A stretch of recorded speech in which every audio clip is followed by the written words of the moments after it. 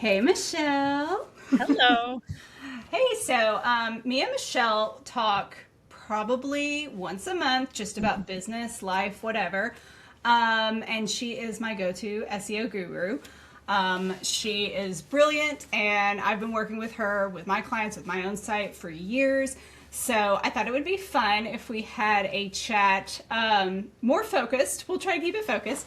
And you guys kind of get a glimpse of her beautiful brain and all the things she's doing with SEO. So, Michelle, why don't you just tell us a little bit about yourself and how you help clients these days? So I am an SEO, and my company is called Words on the Rise. And I do SEO, but I do it just with words. And so, April, you and I have been working for a long time together, and we know how this works. But there's just been so much change in the SEO world in the last year. And so it's been really fun navigating that with you and with your clients as AI becomes more of like a default part of the search experience.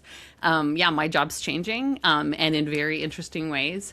And so I've been doing a lot of research and a lot of like rejigging of how SEO is done for the small kinds of websites that we like to work on. Yeah, awesome. And so, like, SEO is really changing right now because of AI and all of that. So, what is changing about how people find businesses now with AI, with Google, all those things? So honestly, 3 years ago, I thought I had like oh, this is a complicated thing that I do, like, SEO. Everyone thinks it's so fancy. People are often quite overwhelmed by how complicated it is. And now it's a little bit like, oh, I kind of miss the good old days when it was just rankings. Traditional SEO was we found the words that people were searching on the internet with a certain amount of regularity. And then we kind of strategically found the words and topics that we wanted a site to rank for, where, like, it was within reach, it was going to connect up that business with that audience. And like you could kind of predict like what words and phrases people would put into the Google search box. That was keyword research. We did a lot of that together. And then the game was, writing really great content that ranked well for the keywords that we wanted it to rank for. And you could always measure how you were doing. You could measure what your rankings were. Were you in position 1? Were you in position 10? Were you in position 53? Like, it was just very black and white. And so even though, SEO has long been perceived as this like really complicated thing, 3 years ago it was a lot more simple because now people are not just getting rankings. Like, we get AI overviews, which is like the AI generated result at the top of the search results. And it is not a ranked list. Like, it's much harder to kind of tell whether you're showing up in the AI overview or not because, it's just it's a block of text. And so it's not that it's impossible to check. It's just like things are a lot more dynamic than they used to be. And the ways in which those like AI overviews are generated is just like, powered by AI and just has a certain amount of randomness that's already built into the system. So basically, like, people are still using Google to find results. People are still clicking on those ranked results. Like, those things are all still true. It's not that like the old SEO is completely dead. But like, we can kind of see where things are heading. Like, more and more people are going to ChatGPT to get their answers. So instead of writing like a 3-word keyword into Google to get a service provider, they're writing their whole life story into ChatGPT to get a recommendation. And so we're moving towards a world where like everyone sort of got the same answer. Everybody put in more or less the same keywords and they kind of got more or less the same ranked list, to a world where everybody's getting very personalized, very individualized answers that are like coming in the form of like bulleted lists and paragraphs and links. But it's just a kind of a different world. And so it's taking different tools, it's taking different research methods, but honestly, like, it's pretty fun. And so just to say that the old SEO, we know this because we've been working on clients together. Clients of ours that have been doing well with SEO continue to do well in kind of AI search as well, but kind of figuring out where the strategic ins are in this new world in any particular industry has been like a fun challenge for me. Awesome. Yeah, no, I mean, it's so crazy how it's changing so much. And then there are some things that are staying the same, but then there are things that have completely changed. And I mean, I know probably a lot of people, I know for myself, we're starting to get, how did you hear about me? ChatGPT. And it's like, whoa, this is a new world. So yeah, and I just love that you are so into it because it scares me but like seeing you get all excited, I'm like, okay, we can do this. We've got this. So. I really like, to be fully honest, and you know this because we've been having these conversations for years. I saw this coming in 2021. Like in 2021 is because all this stuff hit the SEO world before it hit kind of like before ChatGPT became very popular. Like one of the uses for the worst versions of ChatGPT, like 2.5 and 3, was making spam on the internet. So like all the SEOs knew about these word generation tools already. And I was like looking at how they worked and kind of looking at how terrible they were at the moment. And I was just like, ugh, like I'm not into this. Like, this is not the type of work that I want to do on the internet. So I kind of was a little bit sad about the future of the web when ChatGPT originally launched. Because the way I saw it, like they were taking all these wonderful blog posts that we had written, all this wonderful content that we had written with our clients, and they were kind of just like rewriting it and paraphrasing it and putting it on their own website. And like the way that content marketing works is that, you rank well, you get clicks from Google, people land on your website and they're like, wow, this person's amazing, I want to hire them. And so then that's how you get leads. And so that was like content marketing 101. And we've been doing that for a really long time. And that type of SEO is less valuable than it was because now the answers are getting like paraphrased and like, to put it strongly, regurgitated onto other people's websites, like the Google search results page or inside of ChatGPT. And so now we're moving towards influencing those answers rather than like getting the click. And that's like a huge change in how we measure success and failure. So originally I wasn't very excited about this, to be honest. Like originally I was like, I don't know if it's going to be worth it for small sites to invest in SEO anymore. And I can't ethically sell it if I don't think it's a good idea. Like if I don't think you're going to get a return on your investment. But then a year ago, something happened. So a year ago, all of the AI tools got access to search engines as a tool. So like instead of all of their things being based on their pre-training, like basically they slurped up the whole internet and then they can regurgitate it. Now AI engines frequently search on your behalf. So like you put in a complicated question, it translates it into a bunch of little keywords. It searches those keywords. It goes and it finds little bits of this and that on the internet that might be helpful for generating an answer. And then it writes like a paragraph with that sort of background research already done. And this happened like literally a year ago. I think now it's probably 13 months ago. And that is exactly the moment that my clients started coming to me saying that they started to get their leads from ChatGPT. So like there was just a huge change. As soon as the AI engines got access to a traditional search index, that made it just a gigantic difference in how useful it is for smaller sites to do SEO.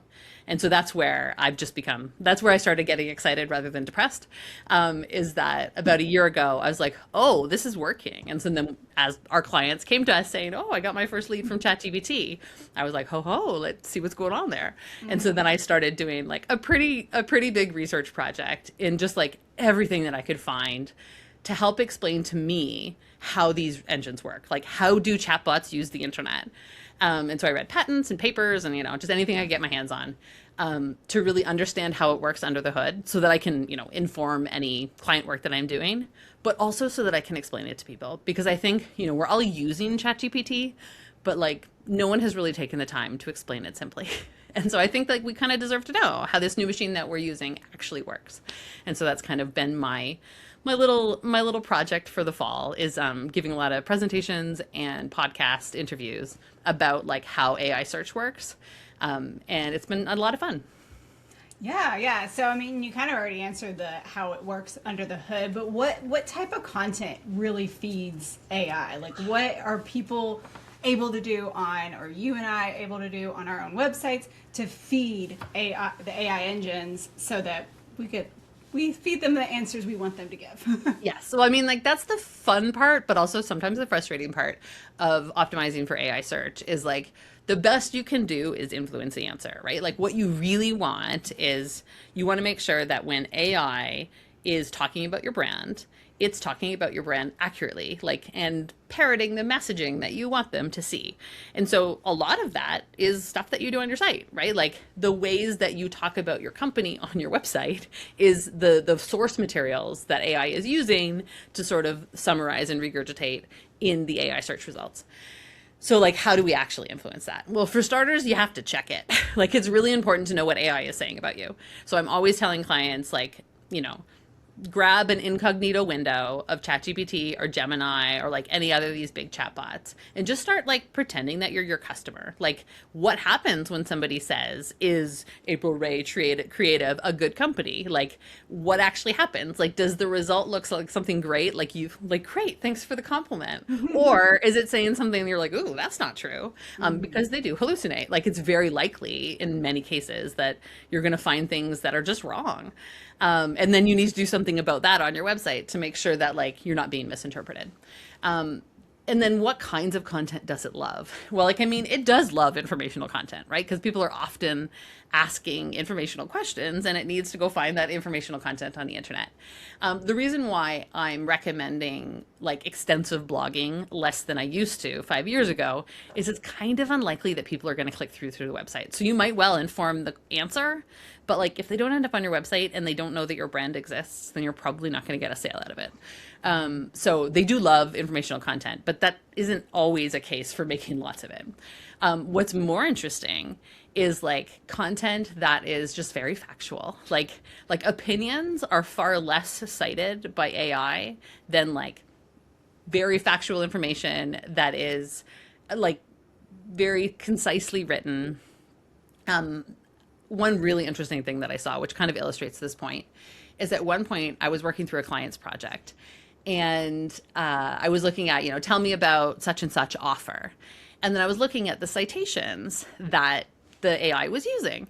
And lo and behold, the terms and conditions page of the website was the thing that was being cited as like what was included in the offer. And I'm like, that's so strange. Like, why would it cite the terms and conditions page? Like, that's a page that a human would almost never go to, right? Like, the terms and conditions page is not a highly trafficked page of the site. It is legalese. And yet, turns out that that is the place on that particular website where they had most clearly and concisely said what is inside of this offer, right? Of course they did, because a lawyer looked at it. And so it's that type of like very like, this is what you get in this product, like that kind of really like bullet form, very clear, concise explaining of what the thing is kind of like deserves to be on our sales pages now. And not just in, I mean, it probably also needs to be in your terms and conditions, but it's good to have it on your sales page too, so that if it does get cited, when people click on it, if they click on it, they don't end up on your terms and conditions page. You want them to land on your sales page. So that kind of like concise writing. And then the other thing that's really becoming clear is like comparative content. It's really interesting. Like, people are often, especially for software, but really for anything, this product versus that product type content is like really needed by AI engines because a lot of people are asking those types of questions.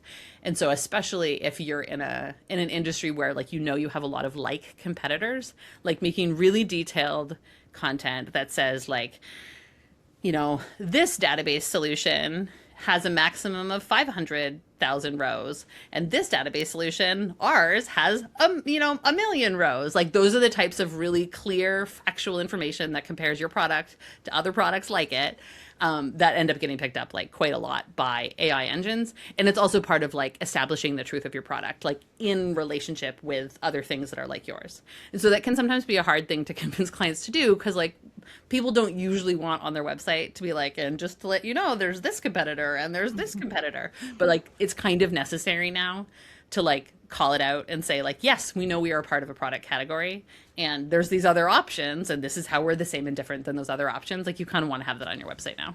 Oh, so interesting. That and the opinions part, like, that's so crazy. I didn't know that ChatGPT really prefers that factual information.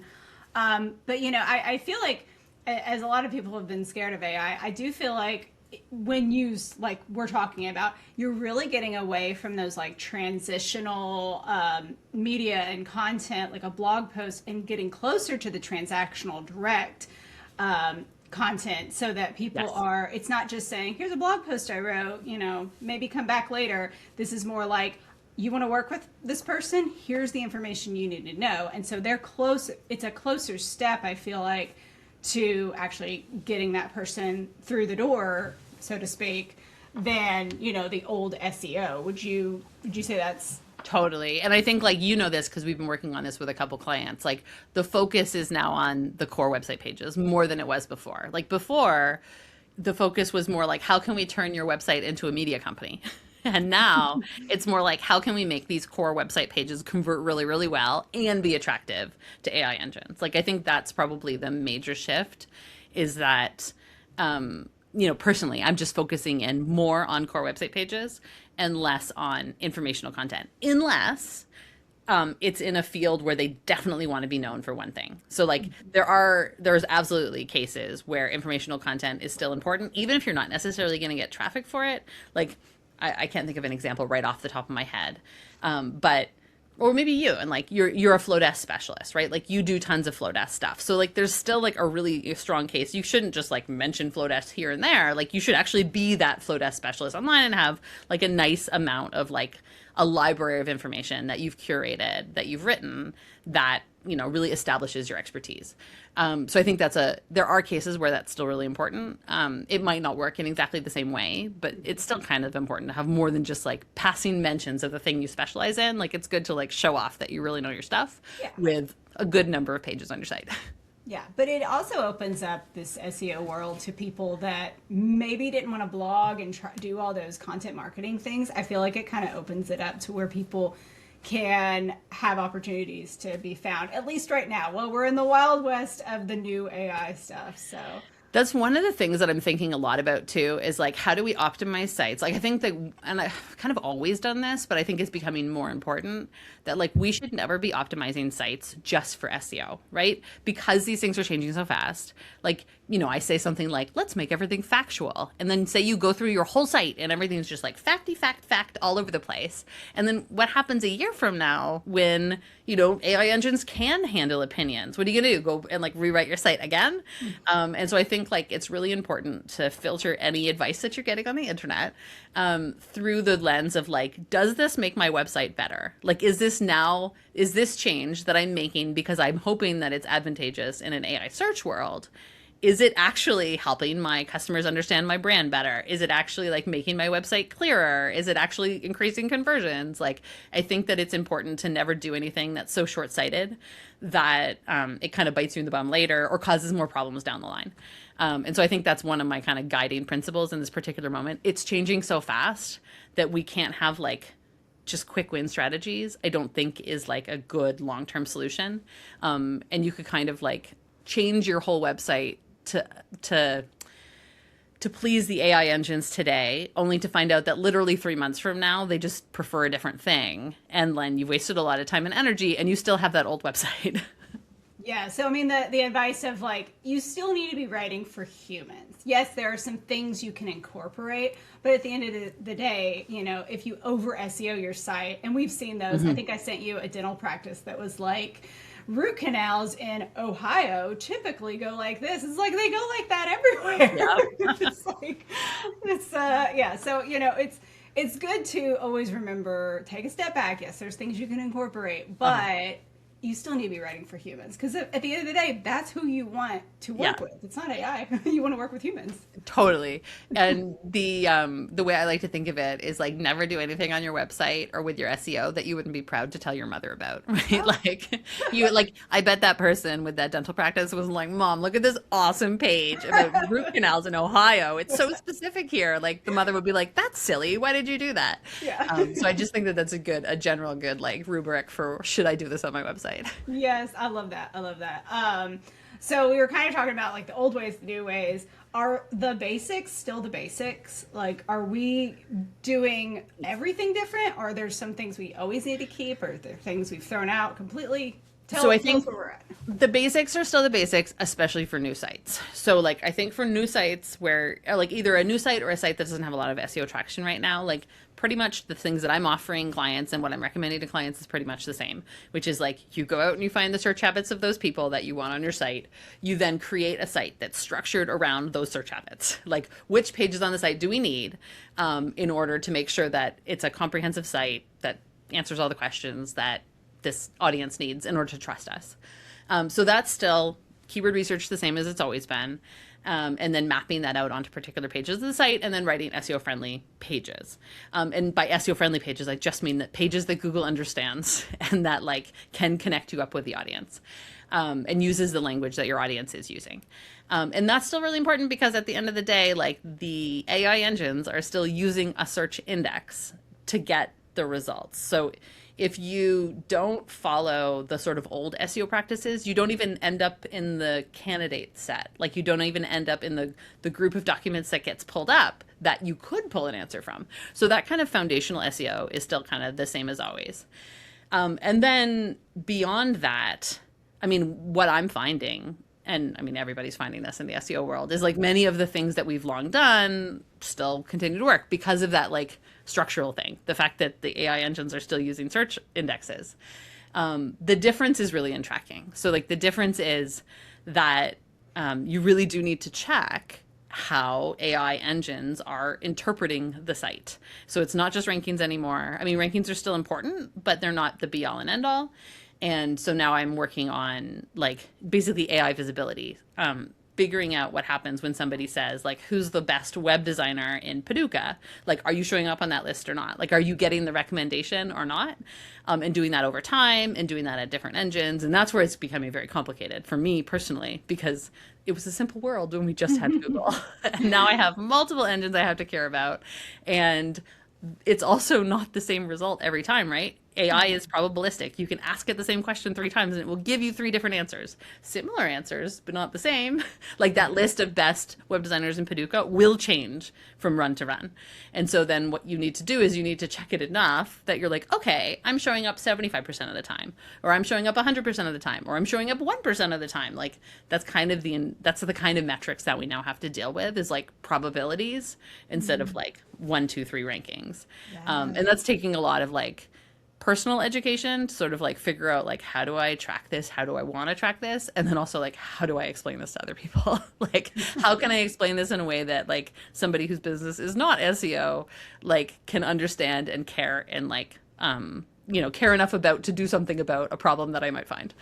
So that's really what I'm working on now, like as a business for Words on the Rise, is like my systems and my processes for explaining this and for tracking this, to kind of add this new layer on to SEO work that I do. Yeah, because it really is just layering. We have those best practices, those basic SEO, like you're saying.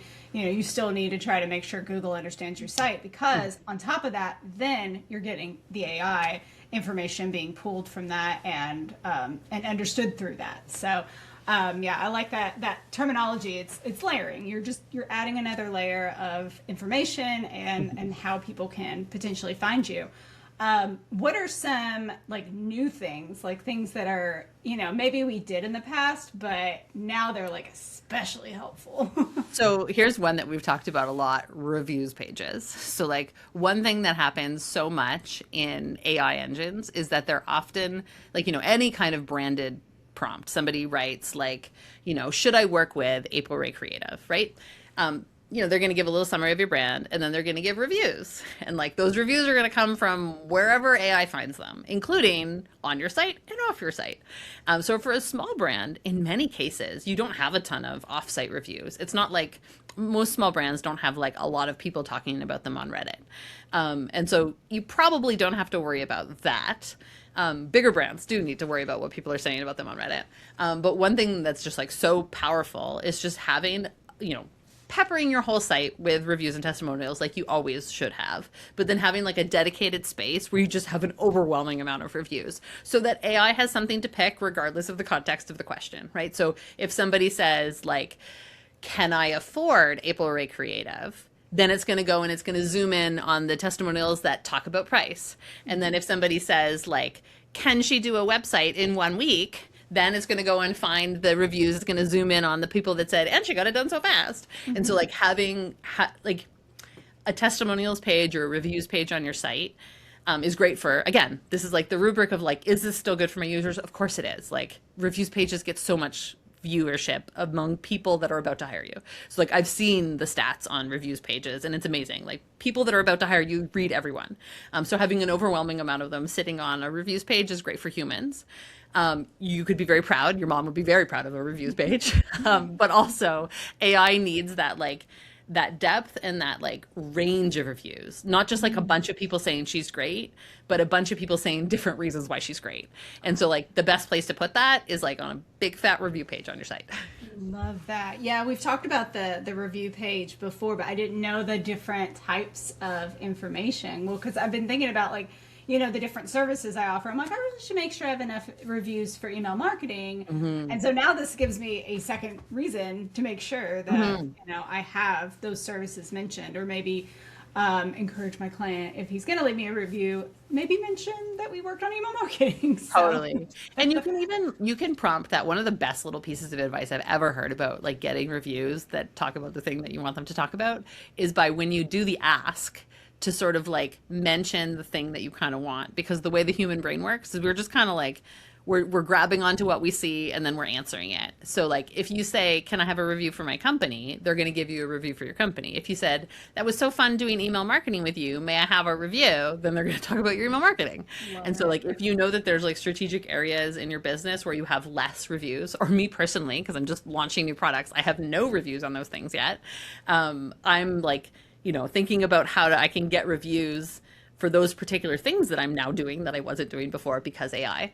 And those will go on my core like sales pages for those products, but they'll also go on my big fat reviews page. Love it. Yeah, that makes so much sense. I love that little tactic there. So what about old school SEO is not working anymore? Old school SEO things that are completely not working. I mean, like all the black hat stuff. Like to me, like all of the sort of like, or some of these things are actually working, but you shouldn't do them. Like, you know, like doing like lots of spammy link building. Like we shouldn't be doing that. You shouldn't pay anybody for a link. I've never paid anybody for a link. You shouldn't either. So like that kind of spammy link building, please stop doing that. Another thing that like a lot of people are doing, but I like would highly not recommend, is just like mass generating AI content. So like it's very easy. Like, you know, you and I have made many beautiful keyword research projects together, right? You know how these nicely sorted keyword research things that like show the whole depth of what an audience cares about. How easy would it be to take one of those reports and be like, let's just write all the blog posts. Here's the input, write all the outputs, and then we can just publish them all at once. Like on some level, we would be fairly well positioned to do that, and it would be a terrible idea.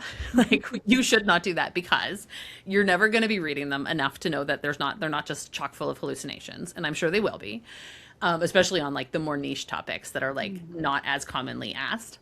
So there's one. And two, like it's very likely that Google won't even index them, right? We know that like if you publish 200 blog posts at a time and you have a relatively small site, Google's going to like put 2 of them in the index, and then it's going to be like, I don't think we need these. And I have tools now. You know, there's always like there's debate on like how much can we really identify AI generated content or not, right? And I think in any given instance, there's no perfect tool for deciding whether or not this thing was AI generated. But I have a tool called Ahrefs. It's like one of my main SEO tools. And they somewhat recently released this like AI content level tool. Now, this is like a privately owned company that is nowhere near as big as Google. And they have like a pretty darn good AI detector built into their system. So like I can look at any website and see what's ranking and see how much of it was probably coming from a specific AI model, not even like from AI generally. And so my view is like, if Ahrefs can do it, Google can do it. Like even though in any one particular instance, it might not be 100% accurate, like en masse, it's more accurate than not. Like it's catching 95% of the AI generated content. And so like at any given point, Google could decide like, there's just too much words on the internet. Like we need to get rid of some of them because it's expensive for us to index them all. And they can just like go through and say, okay, we know the AI generated stuff. They could do something to the extent of like, AI generated stuff that hasn't gotten any traffic in the last year is out, you know, and that's the type of risk that you would be taking if you were to go and make those 200 blog posts. Yeah, so they've done that with other pages before, like pre-AI. They've gone through and been like, this is too hard to track. There's too much of it. And several things have just dropped off. And you have to go through and see, like, do I need to get this back indexed? What do I need to do here? So that's a very real thing. Very normal thing. And I think it's that a lot of, and to be clear, AI generated content can and does rank. Like my tool also shows me that. I was like, oh, look at that. Like all the pages on that site are AI generated and it's ranking. you don't know if it's ranking forever. Like it might be ranking now, but it might not be ranking 3 months from now. So that's one piece. And also like big sites get away with stuff that small sites don't. And so like if HubSpot is doing it responsibly at a fairly high level, that doesn't mean much for my website. And so I think it's really important to not like, take the sort of like enterprise level SEO advice with these huge DR, like very, very high authoritative sites and say, well, if HubSpot can do it, I can. That's like just not true. And so like there's a different level that's sort of expected for smaller sites. And the footprint of a smaller site kind of needs to match the authority level of the site. So if you only have a kind of small website, a small business website, you probably can't go from like 0 pages to 1,000 pages. You probably want to go from like 0 pages to 5 pages to 10 pages to like 50 pages. And then like once those pages are doing really well, then you can add more pages on. If you grow too fast, Google's likely to just not index stuff. And again, if it's not in the Google index, then it's not going to get cited by AI. Like it has to be in the index in order to be like considered for AI engines. Gotcha. Is there anything you're seeing people do out of fear of AI, like making poor decisions because they're trying to either trick it or they're afraid of it or? So I don't follow this stuff too much because of the tricking it stuff is like just not my style of SEO. But from what I understand, there's like 1,000 different ways to trick it right now. Like now is like this wild, wild west moment where like all the spam techniques are working. There's like 1,000 different things that you can do. I think one of the ones that's really popular right now is short term and you shouldn't do, is like publishing best of lists. So basically these lists, like the 10 top, web designers in Paducah, that list on 6 different websites or 100 different websites or 1,000 different websites is very convincing to AI engines. So like basically just regurgitate the list. And so like if you can then put a list that includes you on it all over the internet, you're very likely to like rank well in AI engines and then start getting content from it. I just don't think it's going to last for very long. Like I think that they're going to get smarter and then you got to clean up a big fat mess. But these are also the types of things that people do wrong, like the types of things that people do that are short-sighted also typically take like a certain level of budget, like publishing 100 versions of a ranked list. And so like small websites just don't do it, right? Like we don't have 100 websites that we could just like go pepper this article on to see what happens. So like in a sense, we're as small website owners, we're sort of protected from some of the worst stuff because it's kind of expensive to do. Yeah. I'm looking at my questions to see if there's anything, because we touched on a lot. I had a lot of questions, but Michelle is amazing at making sure we touch on a lot of different things. I think we've hit the high points. But if people were to take one thing out of this interview, what would that be? I think that everyone just needs to go on an incognito mode of ChatGPT. So like not logged in, incognito mode, because you don't want it to like have your personal chat history influencing the results, and say something to the effect of like, who is Words on the Rise? And then see what happens. Like just see if AI recognizes you as a brand. Because I think that in many cases, like that isn't yet achieved. If I put in, I'm pretty sure right now, if I put in like, tell me about Words on the Rise without capitalizing my brand name, it just gives me a gibberish answer trying to answer what, here's some different words that are like on the rise, like elevate and like ameliorate. So like it's not recognizing my string of words, my words on the rise as a brand name unless it's capitalized, or unless I do things like saying like, tell me about Words on the Rise, the company, and then maybe so working on your brand recognition is a big deal. And so like that's step one, is just making sure that AI recognizes you as a brand. And then once that's been achieved, then you can start working on like, what is it saying about me? And like, do I like what it's saying about me? And if the answer is like, I love it, it's tooting my horn just the way I want it to, then don't worry about it. Maybe just come back in a month and see if it's still doing that. But if you see things that were like, that's not actually what I do, try to kind of dig in to figure out, like click on some of those links, kind of look at your own messaging and see if there's something in your messaging that is actually unclear. And then see if making those small little tweaks to your page or your online presence generally, because it's also pulling from your social media and it's pulling from like reviews and stuff. Go see, kind of troubleshoot for yourself. kind of think critically about like, where could it have made that mistake? And then go see if making a small change fixes the mistake. And the reason why I think this is really important for people who own brands is like, no one else is going to do this for you, right? Like the AI engines are not going to go and be like, let's be more accurate about Michelle online. It's kind of your job to make sure that like this is showing up well. And the people that are likely to see those results are your next customer, right? The people who write in, tell me about Words on the Rise, the company, are literally people that already know I exist. They're probably about to hire me, and they're just doing their due diligence. And they're trying to see what AI thinks about me. And so it's kind of important that I know what AI thinks about me, because like you could be losing business and not even knowing it. And so those are, I think, probably the sort of quick things that people can do. And I do have a free resource for people if they would like it. So I did write as well. So that's the first thing. But there's 5 other things that I made in this cheat sheet for showing up well in AI search. So it's just like 5 things that I think kind of everybody should be doing on their website. I believe you're already doing it on your client websites, the things that are in this list. But if you go to wordsontherise.com/AI, I have that cheat sheet. And then I'm also writing a newsletter. So about every 2 weeks, but I do it very much at a human pace. And, sometimes it doesn't happen. Sometimes it does. I write about AI search specifically for small brands. And so as I'm like this research project of mine, I keep on saying it was a 6-month research project, but it is ongoing as things change.